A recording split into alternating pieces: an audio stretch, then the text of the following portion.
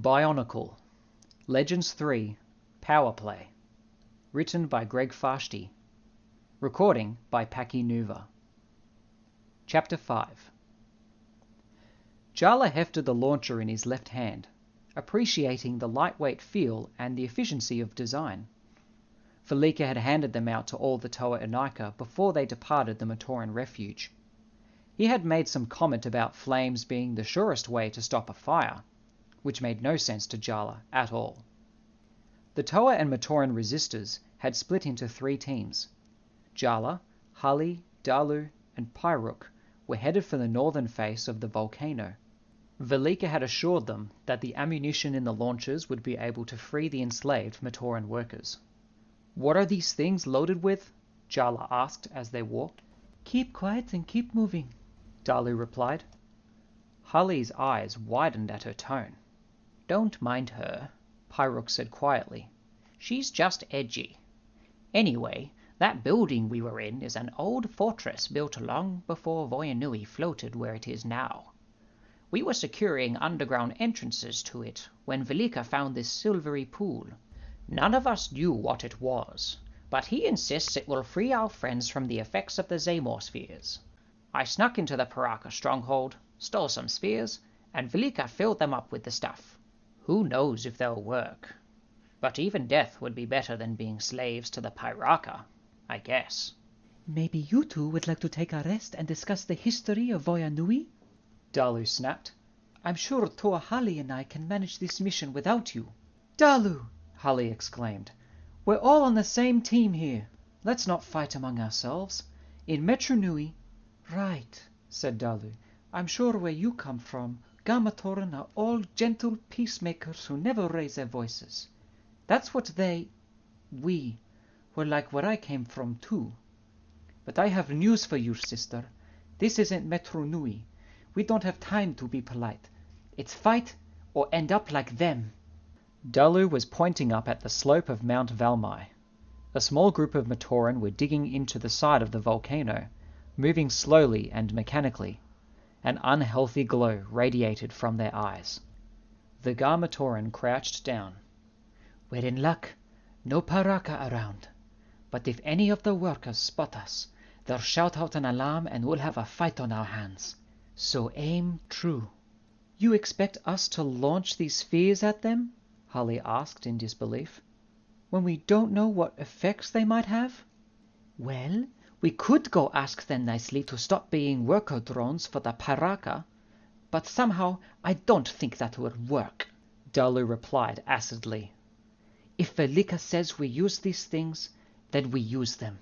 "She's right," said Jala, already taking aim.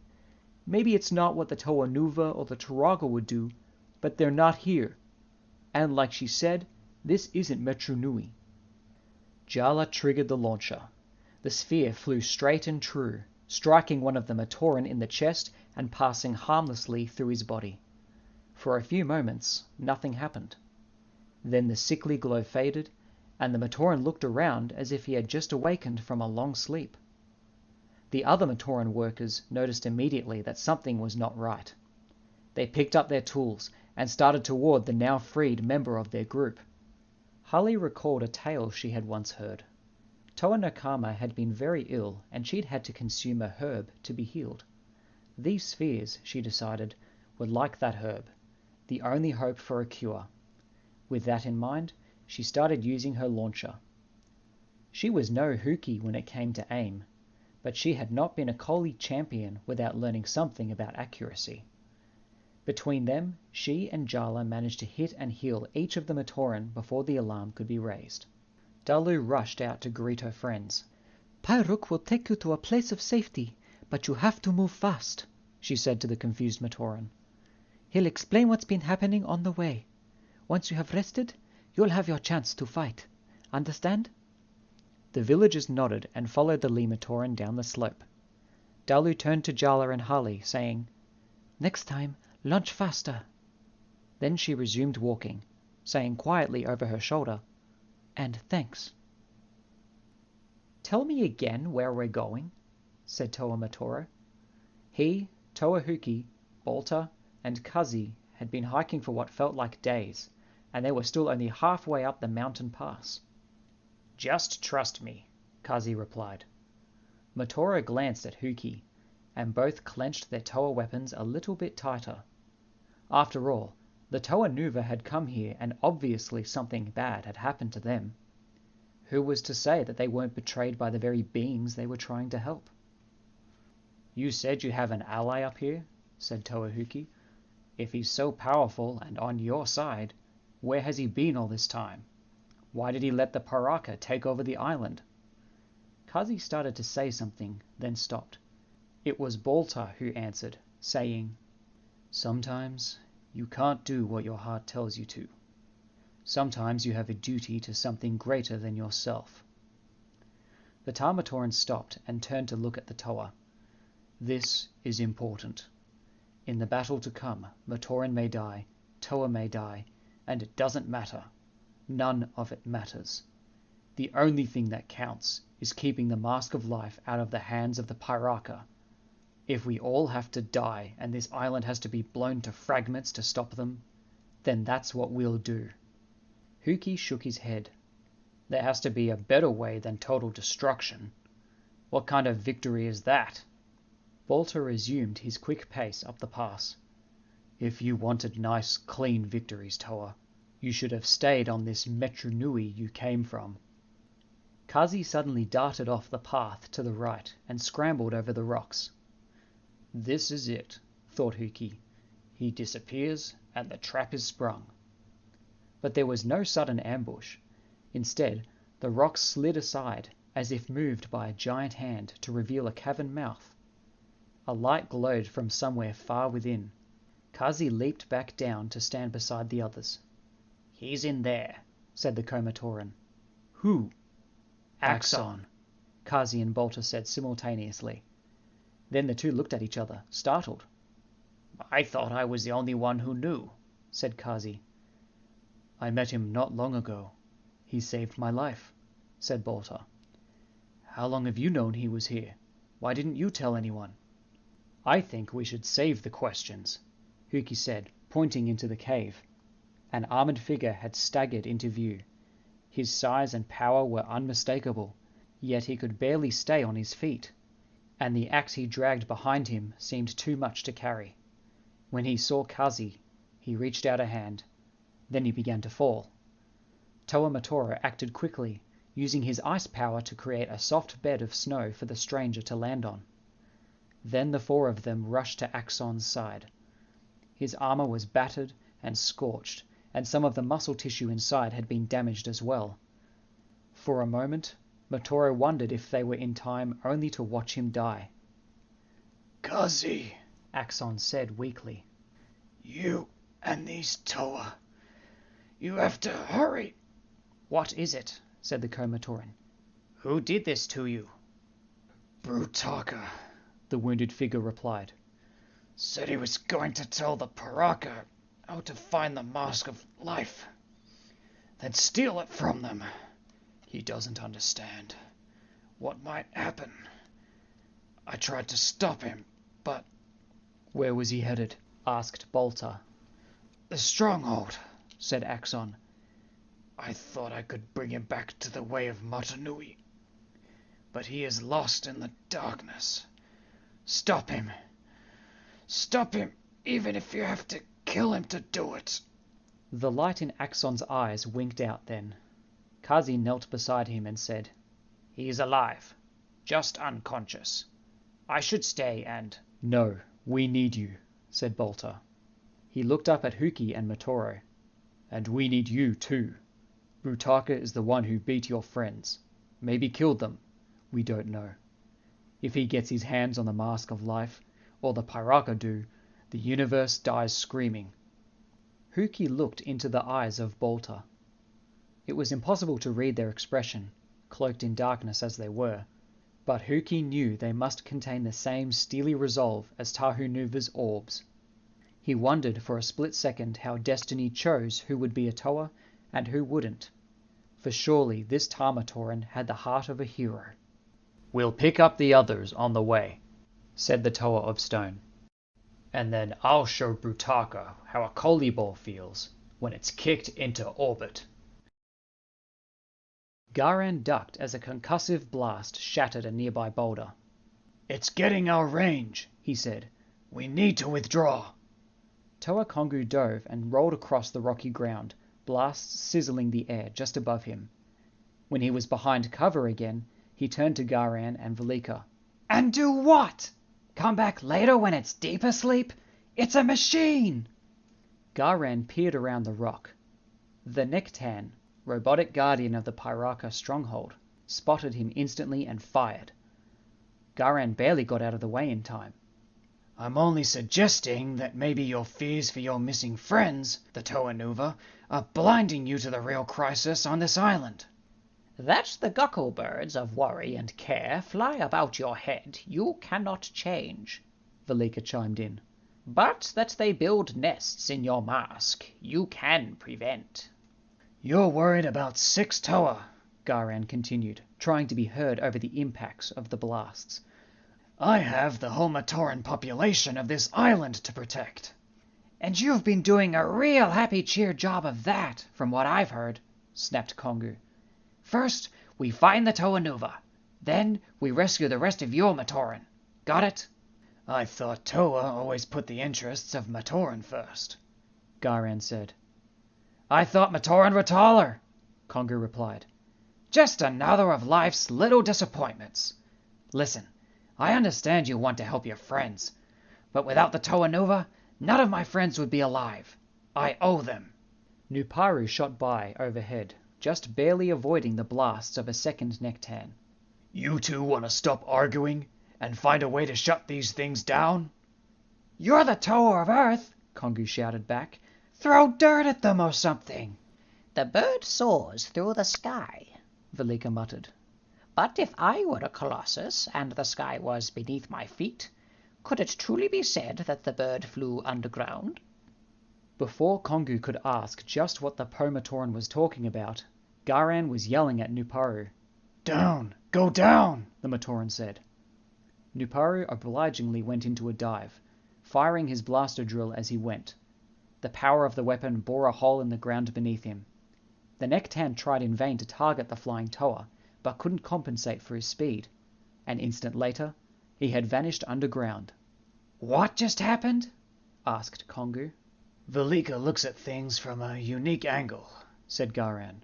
He was suggesting a flying Toa of Earth might be well served by doing the same thing. An explosion rocked the area, followed by another.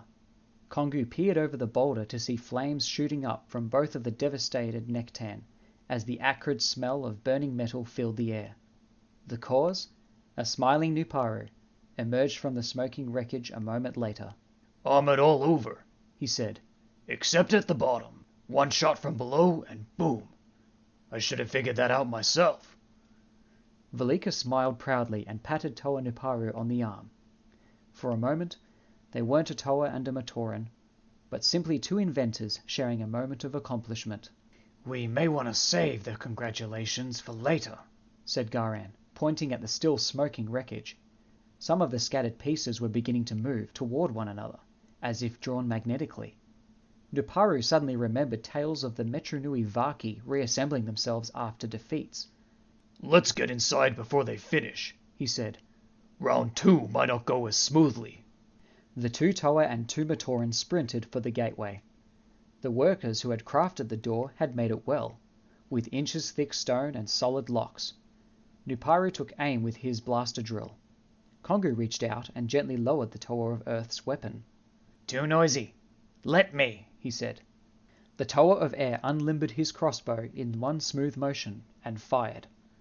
A bolt of energy pierced the lock as if it weren't there. The massive door swung open. Velika immediately began examining Kongu's weapon, muttering to himself in wonderment. Garan finally had to pull the diminutive tinkerer away. Despite the warmth of the outside air, the interior of the stronghold was deathly cold. The party moved silently through the dark corridors, alert for any sound or movement. Kongu used his crossbow on every locked door they came across, hoping each time to find the Toa Nuva behind one of them. Instead, they found empty rooms, chambers filled with scraps of equipment, and one whose walls were covered with crude carvings reading Vazok and Vazon. That makes no sense, Toa Nuparu whispered. Vazok's a Paraka, but Vazon is the Matoran word for double. I don't see the connection.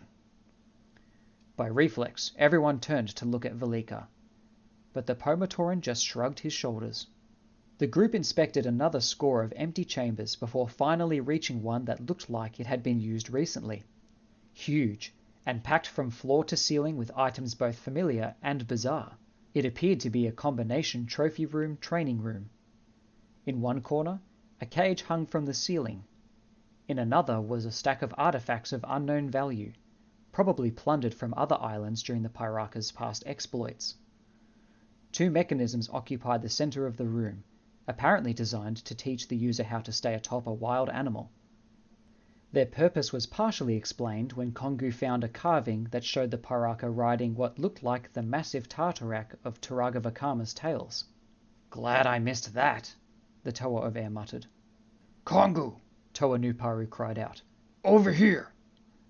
Garan and Velika were already standing beside the Toa of Earth, looking up at the wall. The long shadows made it impossible for Kongu to see what they were reacting to until he got up close. Then he wished he had never looked. Hanging from large, rusted nails were the masks of the 6 Toa Nuva. Their reason for being on display was unmistakable. They were trophies of conquest. Mata Nui, preserve us, Nuparu whispered. It may be already too late for that, Kongu replied, shock in his voice. I don't know what this means, whether they were simply brought to down ground or they're dead, but I do know they have to be avenged. Do we take them with us? Kongu shook his head. We have no way to easy carry them and no suva to leave them on. We need our hands free for combat, Nuparu, especially now. They will be ever safe here. Trust me, the Piraka won't get the chance to touch these masks again. The 2 Toa and 2 Matoran departed the chamber. Silence hung over them the way that Visorak webs once shrouded Metru Nui. All along, Nuparu and Kongu had nursed the hope that they simply had to find the Toa Nuva, and then all would be right. Now they were faced with the very real possibility that there were no longer any Toa Nuva to find. They continued their exploration of the stronghold with more urgency now. If their heroes were gone, there were still villains to find and punish. But all they found were deserted rooms, until finally a sharp turn led them into a massive central chamber that housed a huge vat of greenish-black virus. Garan winced as he remembered the defeat of the Toa Nuva and the Matoran resistance in this very room not so long ago. The substance in that vat is what the Piraka used to enslave my people, Garan said. They must never be allowed to do such a thing to others. We must destroy the virus. And what a terrible waste that would be, hissed a voice behind them. The Toa and Matoran whirled to see Zaktan and the other Piraka, as well as Brutaka, standing in the entryway. I might not be able to recreate it, Zaktan continued. And then I would lose the chance to make you and your Toa companions kneel before the Piraka. It would be a fitting final memory of Voyanui. Final, huh? Said Kongu, crossbow at the ready. If you're planning a quick trip, we'll be glad to help you get going. When we leave this wretched rock, we will be stepping over your corpses, snarled Brutaka. And with the mask of life in hand, Hakan added. He exchanged quick glances with Avak, Radak, and Thok, all of whom gave subtle nods in return. Now the only question is, how do we go about ending your miserable lives? Zaktan asked, as the protodytes that made up his body made a sickening hum. We've killed Toa in so many ways over the centuries, and I hate to repeat myself. Further discussion was cut off by a massive explosion that blew the west wall to rubble. Toa Kongu glanced up in time to see a huge burst of fire, accompanied by a mountainous ball of ice. The blast was so violent that the crystal vat would have tipped over and shattered had Brutaka not raced over in time to save it.